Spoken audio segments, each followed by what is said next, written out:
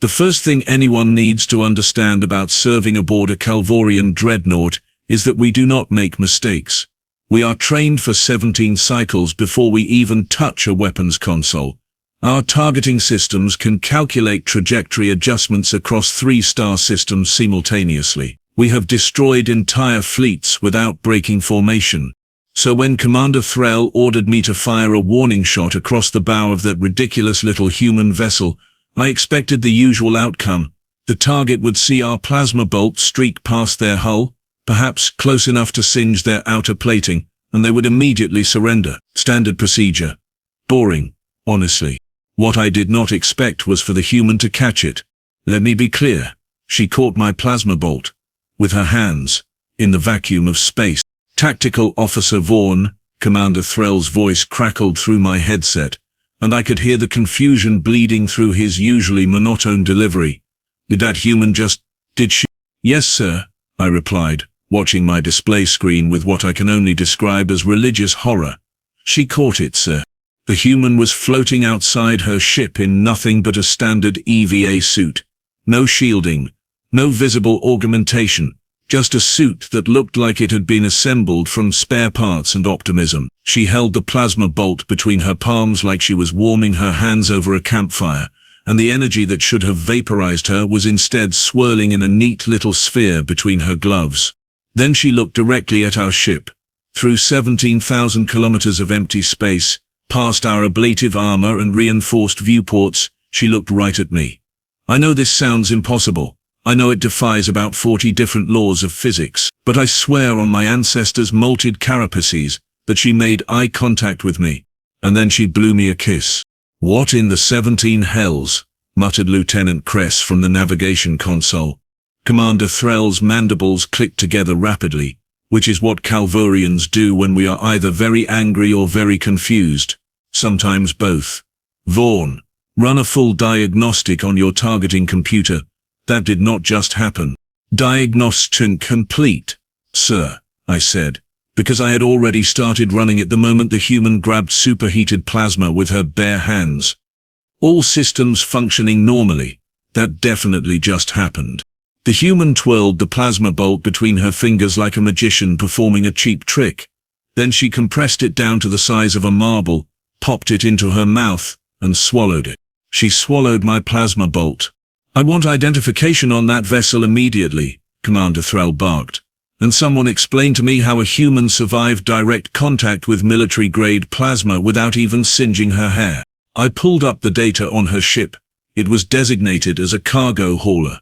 Specifically a modified frontier-class transport called the Rusty Wanderer, which was apparently not just a name but also an accurate description, because I could see actual rust on the hull plating. The ship was registered to one Captain Lyra Vex, human female, age 32 standard years. Sir, according to her registration, she is transporting agricultural supplies, I reported. Specifically, she has 14,000 kilograms of potatoes. Potatoes, Commander Threll repeated flatly. Yes, sir. Earth vegetables, sir. A human potato farmer just caught and consumed a plasma bolt fired from a Kalvorian dreadnought. That appears to be the situation. Yes, sir. Commander Threll was silent for approximately 7 seconds, which is an eternity in military time. Finally, he said, "Open a communication channel." I activated the hailing frequency. The view screen flickered, and suddenly we were looking at the interior of the Rusty Wanderer's cockpit. It was, and I am trying to be diplomatic here, a disaster. Wires hung from open panels in the ceiling. One of the monitors was held in place with what appeared to be adhesive tape. There was a small plant growing in a container bolted to the dashboard, which seemed like a catastrophic safety violation. Captain Lyra Vex sat in the pilot's chair with her boots propped up on the console. She had removed her helmet, revealing dark hair pulled back in a messy knot and a face that was currently split by the widest grin I had ever seen on a human. Her EVA suit was unzipped to the waist, and underneath she wore a shirt with faded text that read, "I survived the Proxima Station food court." "Hello there," she said cheerfully. "That was delicious, by the way. Really hit the spot. Got any more, or was that a one-time thing?" Commander Threll's mandibles clicked so rapidly they created a sound like rattling bones. This is Commander Threll of the Kalvorian Imperial Fleet, 3rd Strike Group, aboard the dreadnought Relentless Judgment. You are in violation of Imperial quarantine protocols. Explain yourself immediately. Lyra Vex tilted her head, still grinning. Quarantine protocols? This is open space, buddy. Unless you guys claimed this entire sector while I was napping, which admittedly is possible because I nap a lot. This sector was designated a no-fly zone 6 cycles ago, Threll said, his voice dropping into what I recognized as his I am barely containing my rage register. Any unauthorized vessels are subject to immediate seizure or destruction. Huh, Lyra said, reaching over to tap one of her screens. Yeah, my comm system has been on the fritz. Must have missed that memo. My bad. You're bad, Threll repeated. You understand that ignorance of Imperial law is not a defense against Imperial law. Sure. Look, I get it. Big scary warship, impressive weapons, very authoritative vibe. But here is the thing. She leaned forward, and her grin somehow got wider. I am on a schedule. I have got 14,000 kilos of premium Yukon golds in my cargo bay, and they need to reach Station 17 before they sprout. So unless you want to be responsible for depriving an entire station of French fries, I suggest you let me through. I could see the muscles in Threll's throat working as he tried to formulate a response.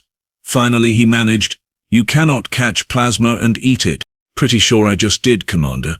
It was very tangy, by the way. Like spicy citrus. Do you season those things? Or is that just the natural flavor? That is not possible, Threll said. Human physiology cannot withstand temperatures exceeding 300 degrees without significant damage. Plasma operates at temperatures over 20,000 degrees. Lyra shrugged. Yeah, well, I have always run a little hot. Genetic quirk. My doctor says it is nothing to worry about as long as I stay hydrated. That is not how biology works. Hey, I am not a scientist, man. I just haul potatoes and occasionally snack on energy weapons. We all have our talents. Lieutenant Kress leaned over to whisper to me, "Is she insane or are all humans like this?" I honestly cannot tell anymore, I whispered back. Commander Threll took a deep breath, or the Kalvorian equivalent, which involves drawing air through our secondary spiracles. Captain Vex, I am going to give you one opportunity to surrender peacefully, power down your engines, and prepare to be boarded. Failure to comply will result in the use of lethal force. Lyra drummed her fingers on the console, considering this. Okay, here is my counter-offer. How about you let me pass? I promise to file whatever paperwork you need filed, and nobody has to find out that your fancy warship's warning shot got turned into a mid-afternoon snack. Are you threatening me? Threll asked, his voice going dangerously quiet. Threatening? No. I am negotiating. There is a difference. Threatening would be if I pointed out that you just fired on a civilian vessel in open space, which is technically a war crime according to the Galactic Commerce Accords, but I am not going to do that, because I am not that kind of person. She absolutely just did that. You have 10 seconds to comply, Threll said, through gritted mandibles. Tell you what, Lyra said, standing up from her chair. I am going to go back outside for a quick stretch. Space gets cramped, you know how it is. While I am out there, maybe you could fire off a few more of those plasma bolts. You know, for practice. I skipped breakfast, and one really was not enough. She actually winked at the camera. Then the communication cut off. Sir, I said carefully, watching my tactical display, she is exiting her vessel again. All weapons online, Commander Threll ordered. Target her ship's engines. I want that potato hauler disabled, and I want that insane human in custody. Now. I locked onto the rusty Wanderer's engine block and charged the main plasma cannons. This time, we were not firing warning shots. This was a full assault barrage, enough firepower to disable a ship 5 times that size. Firing, I announced. 3 plasma bolts lanced through space, their combined energy signature bright enough to light up every sensor on the ship. Captain Lyra Vex jumped. Not jumped aside, jumped up. She pushed off from her hull and moved toward the incoming fire with her arms outstretched like she was greeting old friends at a reunion. She caught the first bolt with her right hand, spun in zero gravity, and caught the second with her left hand. The third one she caught with her teeth. Her teeth. By the ancestors, Lieutenant Kress breathed. Lyra Vex hovered in space, holding two spheres of superheated plasma like they were stress balls, while the third bolt dissolved in her mouth. She appeared to be chewing, then she swallowed, let out a satisfied sigh that we could somehow hear through our ship's external sensors, and crushed the two remaining plasma bolts together between her palms. The resulting energy discharge should have killed her instantly. Instead, it created a cascading light show of particle effects that spelled out 3 words in letters 10 meters high. "Thanks for lunch." Then she gave us a thumbs up and backflipped onto her ship. The Rusty Wanderer's engines fired up with a cough of expelled coolant, and the potato hauler accelerated away at speeds that should not have been possible for a cargo vessel.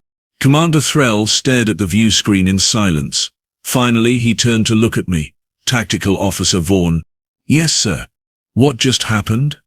"I believe, sir, that we just failed to stop a human cargo pilot from crossing our quarantine line while she ate our weapons fire and mocked us." "That is what I thought you would say." Threll settled back into his command chair. "Follow that ship." "Sir." "You heard me. I want to know where she is going, who she is working for, and how in the 17 hells a potato farmer can eat plasma bolts. Because until I get answers, I am not going to sleep.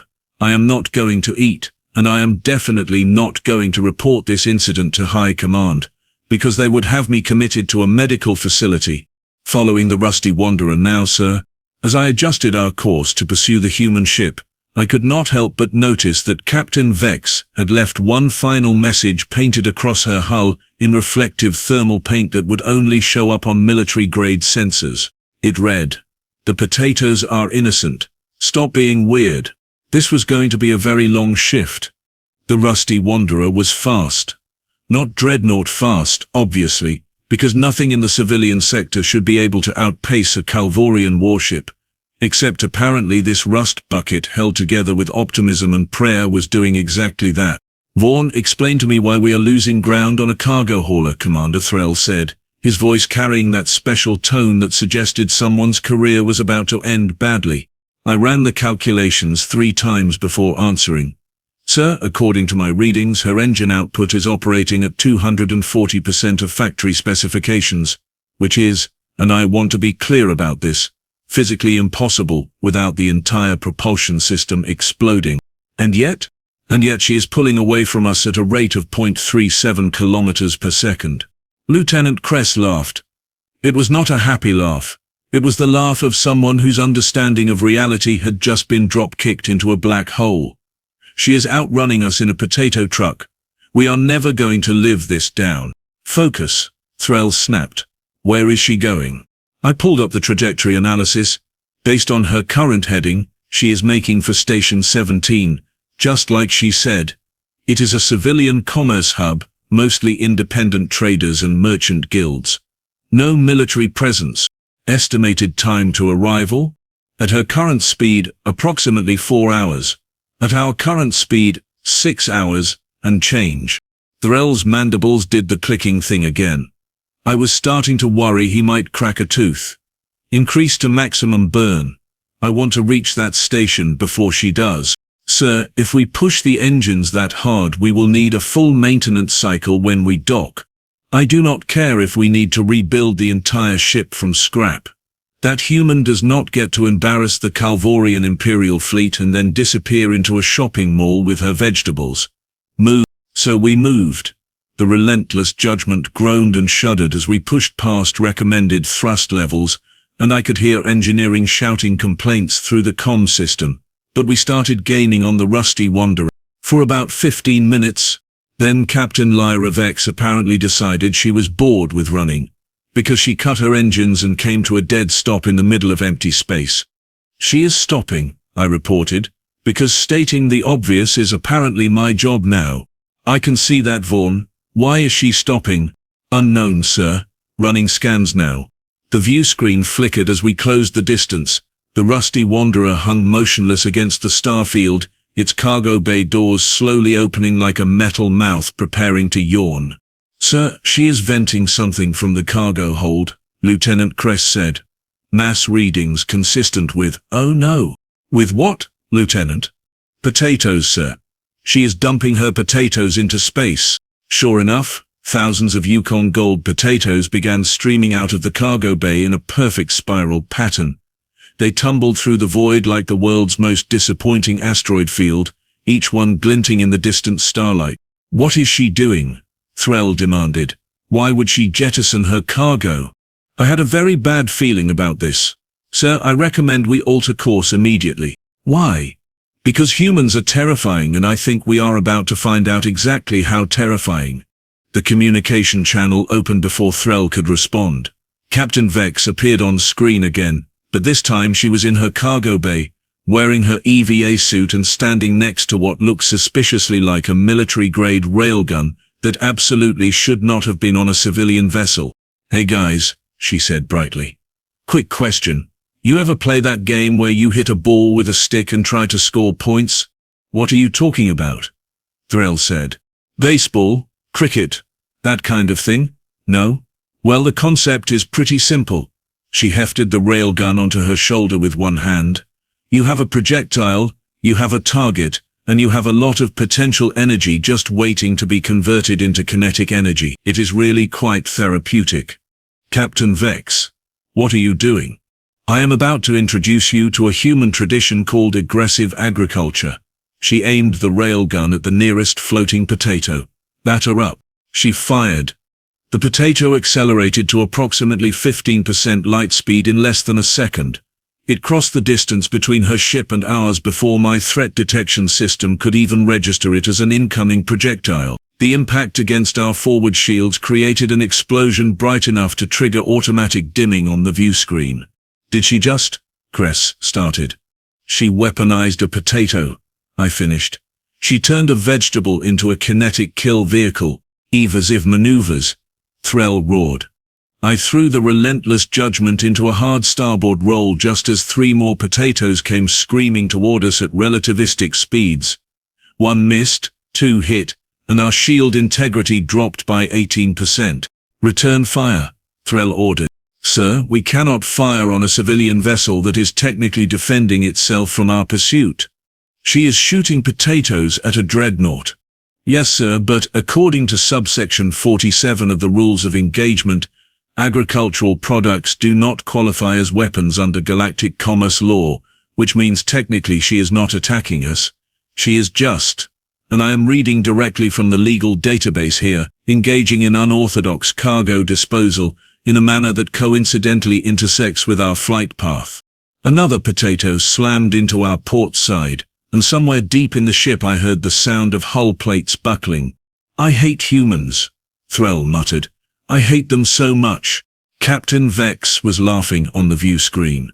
Not a quiet chuckle, a full-throated cackle that probably violated about 17 different protocols for proper military communication. She loaded another potato into the railgun. "You know what the best part about potatoes is? They are cheap. I have got 14,000 more where these came from. Well, 13,996 now. But who is counting?" She fired 4 more in rapid succession, each one finding a gap in our defensive maneuvers. "Shields at 62%, I reported. Engineering is requesting we stop getting hit by vegetables. Tactical. Do we have any options that do not involve either retreating or committing war crimes?" Threll asked. I ran through our available countermeasures. We could deploy chaff and hope it disrupts her targeting. "Do it." We released a cloud of metallic particles designed to confuse enemy sensors. It worked brilliantly against missiles, torpedoes, and any conventional weapons system designed after the Third Expansion War. It did absolutely nothing against a human with a railgun and a vendetta against proper military procedure. "She is compensating for the chaff," Kress reported. "How is she compensating for the chaff? She does not have military-grade targeting computers." "She is eyeballing it," I said, watching in horror as Vex made minute adjustments to her aim without even looking at a display screen. "She is manually calculating trajectory, velocity, and drift. In her head, humans do not have built-in ballistic computers. Apparently this one does. 6 more potatoes hammered into our shields. Integrity dropped to 40%. At this rate we would be taking direct hull damage within minutes. Commander Threll stood up from his command chair. He straightened his uniform. He cleared his throat, and then he said the words I never thought I would hear from a Kalvorian military officer. Open a channel. I want to negotiate. The potato barrage stopped. Captain Vex lowered her railgun and grinned at the camera. I am sorry, could you repeat that? I think I had some potato residue in my ear. You heard me perfectly well, Captain Vex. What do you want? What do I want? She pretended to think about it, tapping her chin with one gloved finger. Well, for starters, I want you to stop chasing me. I have got a delivery deadline, and your whole intimidating warship routine is really cutting into my schedule. Agreed. What else? I want a formal apology from the Kalvorian Imperial Fleet for firing on a civilian vessel engaged in lawful commerce. Threll's mandibles clicked. That is not going to happen. Then I guess we are back to the potato barrage. She started to raise the railgun. Wait, Threll held up one clawed hand. Fine, you have your apology, but I want something in return. Oh, this should be good. I want to know how you did it. The plasma bolts. Eating superheated energy should have killed you. Repeatedly. Lyra set down the railgun and shrugged. Honestly, I do not really know. It started about 5 years ago. I was doing a cargo run through the Vega sector, and my ship got hit by a solar flare. Should have fried every system on board, should have killed me 10 times over, but instead I just felt really warm and kind of hungry. After that, energy just sort of, I do not know, tastes good. That is not a scientific explanation. Yeah, well, I failed chemistry in school, so you are not getting a better one from me. My best guess is I got exposed to some weird radiation, and it mutated me or something, like those old superhero stories from Earth. Very theatrical, very convenient for dramatic moments. You guys love dramatic moments, right? This is insane, Cress whispered. This whole day has been insane, I whispered back. Commander Threll sat back down heavily in his chair. Fine, you are free to proceed to Station 17. The quarantine will be lifted for your vessel specifically. But if I ever see your ship in Imperial space again without proper authorization, I will dedicate my entire career to hunting you down. Are we clear? Crystal, Vex said, giving a mock salute. Hey, before you go, want to buy some potatoes? I have got about 13,000 left, and they are only slightly used. We are a military vessel, we do not buy potatoes. Your loss. These are premium quality, perfect for mashing, baking, or firing at unreasonable speeds toward heavily armed warships. She paused. That last one might just be me though. Threll cut the communication channel. For a long moment, nobody on the bridge said anything. We just watched as the rusty wanderer collected its scattered potato cargo using some kind of tractor beam system that should not have fit on a ship that size, then jumped to FTL with a flash of exotic particles. Finally, Lieutenant Cress broke the silence. Sir, how are we going to report this?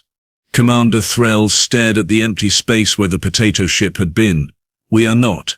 As far as the official record is concerned, our patrol encountered no resistance, detected no violations, and nothing interesting happened. But sir, that human, that human does not exist, Lieutenant. She is a ghost, a hallucination caused by spending too much time in deep space. We certainly did not get our shields battered by agricultural products, and we absolutely did not negotiate with someone who snacks on weapons-grade plasma. Do I make myself clear? Yes, sir, Cress and I said in unison. Good. Now someone get me a damage report and contact engineering. Tell them I do not want to know how we got hit. I just want everything fixed before we return to port. I pulled up the preliminary damage assessment. 17 hull breaches, all minor, shield generators operating at diminished capacity, several bruised egos in the crew quarters, and one very expensive lesson about underestimating humans. Sir, I said quietly, for what it is worth, I think we got off easy. Threll looked at me with all four of his eyes. "Vaughn, we just lost a fight to a woman with potatoes. Easy would have been if she had actually destroyed us, because then at least we would not have to live with the memory of this day." He had a point. Somewhere out there, Captain Lyra Vex was probably laughing her way to Station 17, 14,000 kilograms lighter, and probably already thinking about her next insane encounter with military vessels that made the mistake of getting between her and her delivery schedule.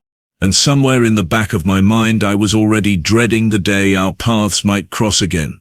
Because if there was one thing I had learned today, it was that humans were unpredictable, dangerous, and apparently fueled by a combination of audacity and snack food.